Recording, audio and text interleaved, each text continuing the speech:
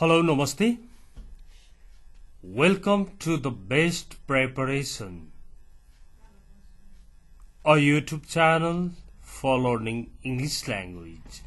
Please don't forget to subscribe this channel, share this video to your friends, like and comment. Okay, now let's see today's lesson. यस लेसनमा अत्यन्तै महत्त्वपूर्ण यति महत्त्वपूर्ण टपिकहरु मैले पढाइराखेको छु नि। हुन त यो अब फेस्टिभल टाइम पनि भयो अनि कोभिड-19 को संक्रमण बढ्दै गएकोले थोरैले हेरिराख्नु भएको होला। तर यो भिडियोहरु तपाईले अवश्य हेर्नुपर्ने महत्त्वपूर्ण भिडियोहरु छन् है। अब हेर्नुहोस्, हामीले कसैलाई सल्लाह दिन्छौं।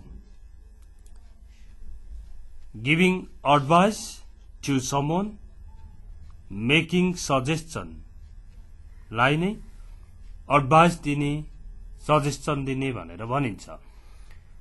अब यसका तीनवटा स्टेजहरु छन्।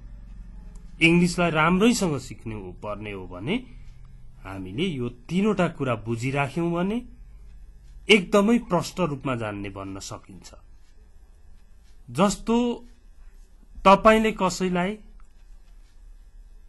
त्यता डुले पनि हुन्छ, त्यता जान सक्छौ, त्यता जान पनि सक्छौ, त्यो ठाउँ पनि जान सक्छौ भनेको चाहिँ एउटा जेनरल सजेसन, एकदम साधारण खालको सजेसन हो त्यो।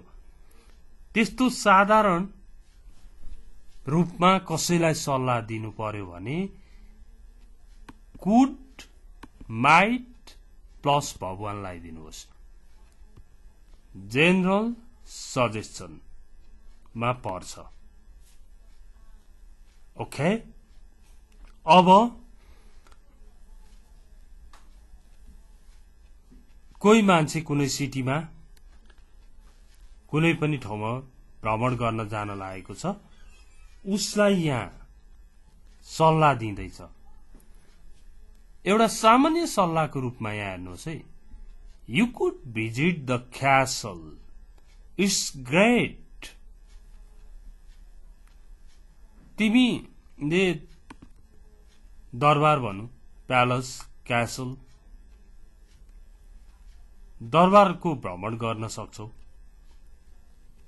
राम्रो छ, इट्स ग्रेट।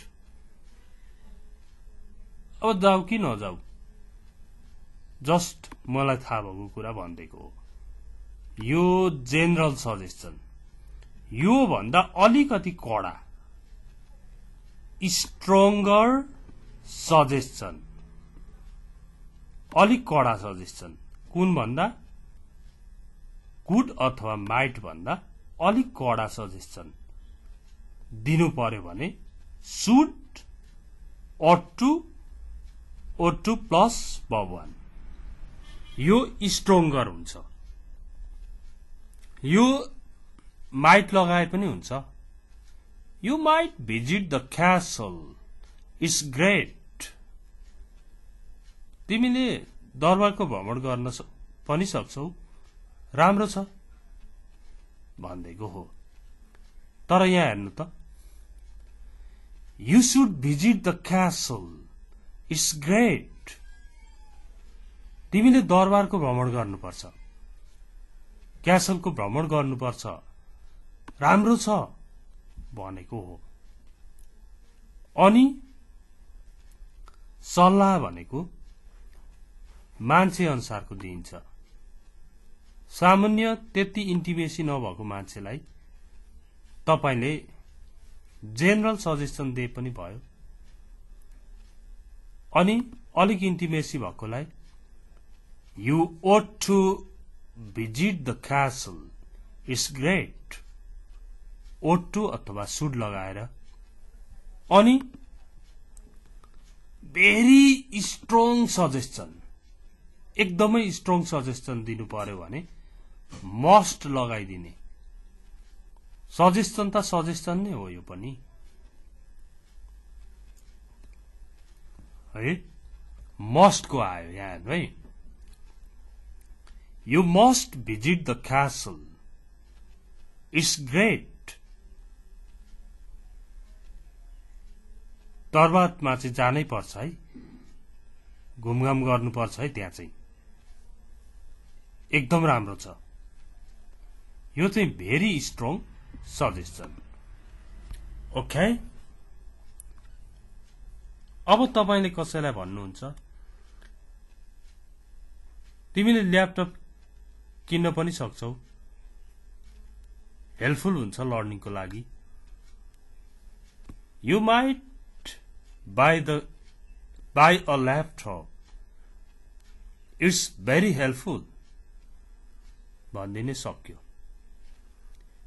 अलिक किन्नु पर्छ है, you should buy a laptop, it's helpful, it's very helpful भनिदिने। अनि किन्नै पर्छ है, ल्यापटप बिना काम हुँदैन नि भनेर सल्लाह दिनु पर्यो भने you must buy a laptop, it's very helpful। यसरी तीनटा तरिका हुँदो रहेछ। यो तीनवटा तरिका बुझियो भने यसमा तपाई स्ट्रङ हुनुभयो होला नि। अब यो तीनवटा तरिका मध्ये यिनीहरूको प्रयोग अब हेरौं। हेर्नु है, यहाँनेरि तपाई पोखरा जान लाग्नु भएको छ पहिलो चोटी, अनि अघिल्लो महिना पोखरा गएको मान्छेलाई भन्दै हुनुहुन्छ We are going to Pokhara next week. You went last month, didn't you? We are going to Pokhara next week. You went last month, didn't you? हामी अर्को हप्ता पोखरा जाँदैछौं, तपाई गत महिना जानुभयो, जानु भएन त भनेर सोध्यो। अब त्यो मान्छेले बुझिहाल्यो कुरो, अर्को हप्ता पोखरा जाँदैछौं, तपाई त गत महिना जानुभयो, जानु भएन र भनेर सोधेपछि यसो केही आइडियाहरू त्यहाँको बारेमा बताउला कि भनेर सोधेको जस्तो छ। त्यही भएर उसले भन्यो यस आई डिड, हो म गएँ त। You should visit the Davis फल, इट्स ब्युटिफुल। हो म गएँ, तपाईहरुले डेभिस फल चाहिँ जानु है, जानु पर्छ है। इट्स ब्युटिफुल, साह्रै राम्रो छ, राम्रो छ। It's beautiful, it's nice, it's interesting, रमाइलो छ, इन्ट्रेस्टिङ छ, सुन्दर छ, राम्रो छ। यहाँनेरि कुन सजेसन लायो उसले? दोस्रो प्रयोग गर्यो। यु माइट, यु कुड भनेन, यु शुड भन्यो। You should visit the Davis फल भनेपछि यु ओट टु भिजिट भने पनि हुन्छ, यु शुड भिजिट भने पनि हुन्छ।